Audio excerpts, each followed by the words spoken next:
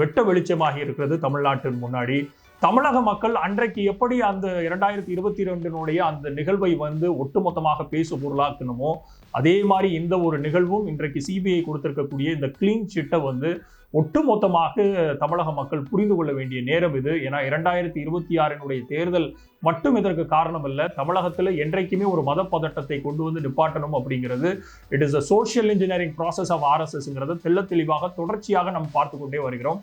அப்போ இந்த மாதிரி ஒரு நிகழ்வுகள் திருப்பரங்குன்றத்திலையும் அது நடக்க தான் செஞ்சது. திருப்பரங்குன்றத்திலையும் 100 வருட காலமாக அங்க பெருமாள் கோயில் தாண்டி அந்த சன்னதியில அவர்கள் தெள்ள தெளிவாக தீபம் ஏற்றிக்கொண்டு வந்திருக்கிறத இந்த வருஷமும் ஹிந்து அறநிலையத்துறை அதற்கான முன்னெடுப்புகளை நடத்தி தீபம் ஏற்றித்தான் செஞ்சாங்க.